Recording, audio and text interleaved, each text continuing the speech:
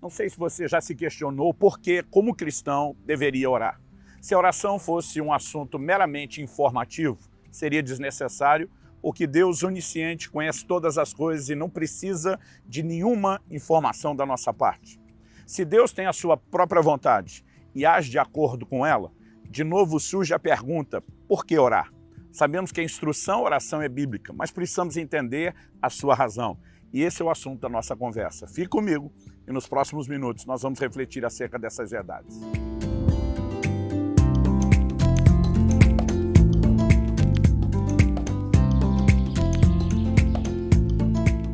Estou hoje em Porto Velho, Rondônia, na Praça das Três Caixas d'Água, lugar histórico, marco do início da cidade, passando para trazer mais uma palavra ao seu coração.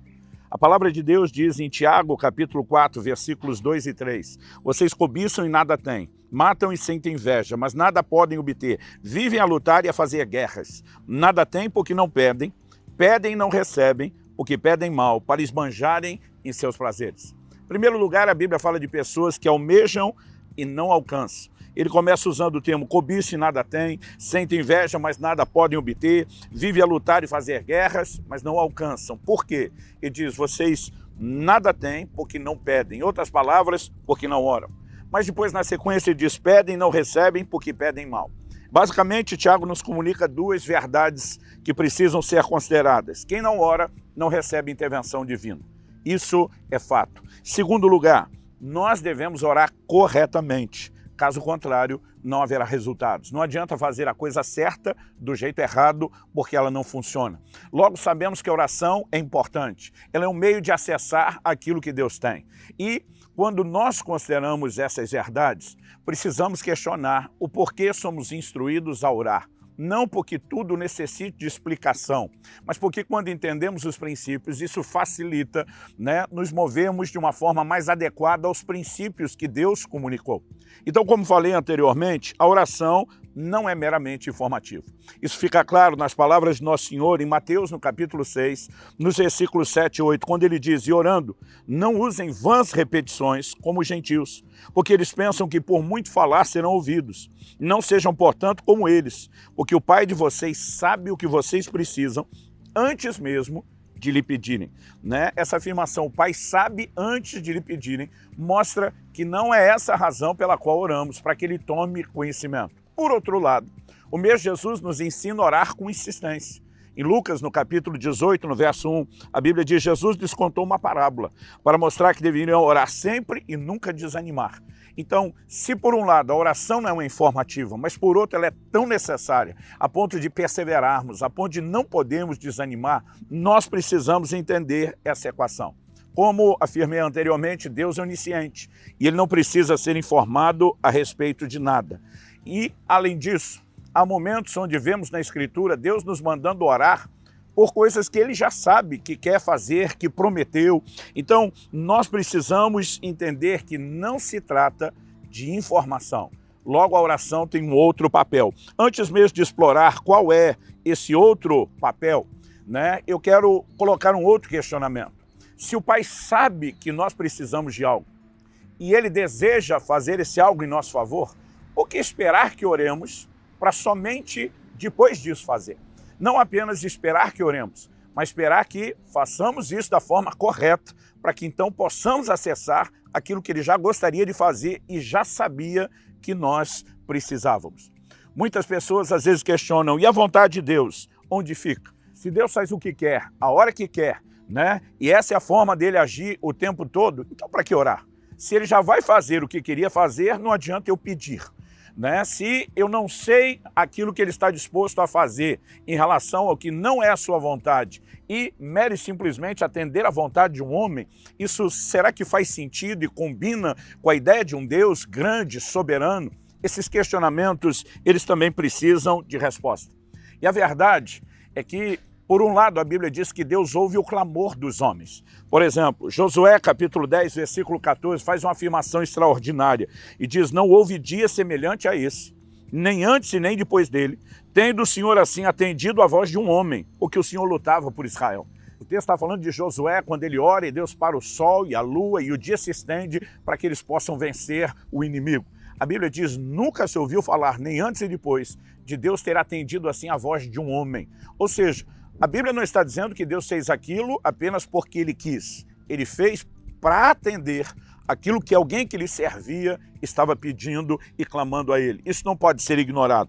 Davi diz no Salmo 6, verso 9, o Senhor ouviu a minha súplica, o Senhor acolhe a minha oração.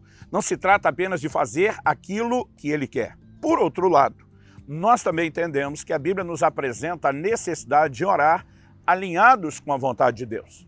Se por um lado Deus não fará a sua vontade sem oração, por outro lado nós entendemos que a oração fora da vontade de Deus, ela também não é eficaz. Logo, eu e você precisamos entender que há necessidade de uma combinação da disposição, da voluntariedade do homem, da sua fé, da sua capacidade de crer e confiar em Deus, mas ao mesmo tempo não colidir com a vontade de Deus. Então Jesus nos ensinou que a oração é o caminho para que a sua vontade se estabeleça. Em Mateus 6,10, na conhecida oração do Pai Nosso, ele nos ensina a dizer, venha teu reino, seja feita a tua vontade, assim na terra como no céu. Em outras palavras, que a tua vontade se cumpra aqui na terra, da mesma forma irrestrita como ela se cumpre nos céus. Por que clamar pelo cumprimento da vontade de Deus se ela se estabeleceria sem oração? Será que Deus teria nos movido a um mero teatro, encenação que não produz nenhum tipo de resultado? A verdade é que a Bíblia nos ensina que orar alinhado com a vontade de Deus é garantia de resposta. Em 1 de João, capítulo 5, versos 14 e 15, a Bíblia diz, essa é a confiança que temos para com Ele, que se pedimos alguma coisa segundo a sua vontade, Ele nos ouve. E se sabemos que Ele nos ouve quanto ao que lhe pedimos, estamos certos de que obtemos os pedidos que lhe temos feito. É lógico que na própria oração nós deveríamos nos sujeitar à vontade de Deus, em vez de escolher apenas a nossa. Jesus no Getsêmani passa a dizer ao Pai, seja feita não a minha, mas a tua vontade. Está registrado em Mateus 26, 39. Por outro lado, não podemos também ignorar em contrapartida orações que na Bíblia foram ignoradas. O clamor de Davi, por exemplo, para que a criança gerada daquela relação adúltera com Batseba, que estava debaixo de uma palavra e uma sentença de juiz de que morreria, mesmo que Davi passasse 7 dias prostrado, com o rosto no chão, orando, clamando a Deus, jejuando, essa oração não foi atendida, porque ela estava em colisão com a vontade revelada de Deus. Provérbios 28, 9 diz, quem desvia os ouvidos de ouvir a lei, até a sua oração será abominável. Se eu e você estamos andando fora do padrão, da Escritura, da Palavra de Deus, não adianta simplesmente achar que faremos Deus se curvar à nossa vontade, aos nossos desejos, em rebelião à vontade, e os desejos dele. Mas, no entanto, nós precisamos entender como a oração se relaciona com a vontade de Deus. E fato é que a vontade divina, sem oração, não pode se cumprir. Senão Deus não nos mandaria orar para que a vontade dele acontecesse aqui na terra. Por outro lado, a oração fora da vontade divina não será atendida.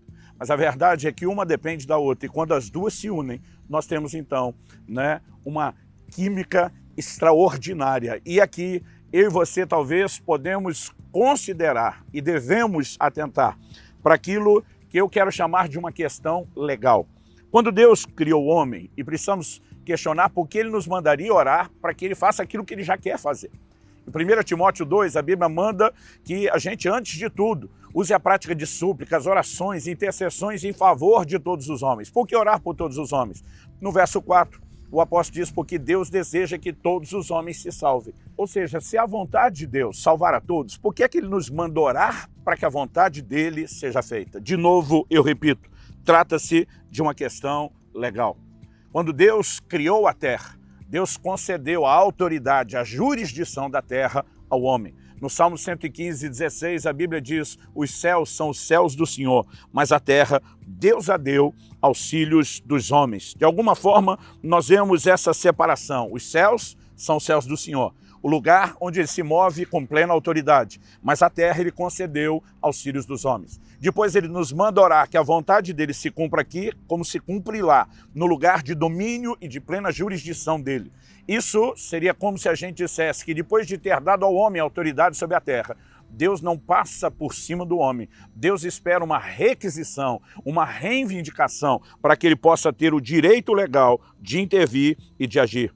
No Salmo 8, a partir do verso 4, a Bíblia pergunta: que é o homem que dele te lembres, e o filho do homem que o visites? Fizeste-o, no entanto, por um pouco menor do que Deus, e de glória e de honra o coroaste. Deste-lhe domínio sobre as obras da tua mão, e tudo sob os seus pés lhe puseste. A Bíblia está falando dessa autoridade que Deus deu ao homem. E é por isso que o homem precisa clamar. Aliás, nós vemos esse cenário muito bem apresentado quando Satanás tenta Jesus e diz: dar-lhe-ei todas as glórias e os reinos desse mundo se prostrado me adorares. Satanás diz: porque me foi entregue e eu dou a quem quiser. Jesus não contesta ele dizendo: não te foi entregue coisa nenhuma. A verdade é que foi entregue, mas não por Deus. Quem entregou? O homem.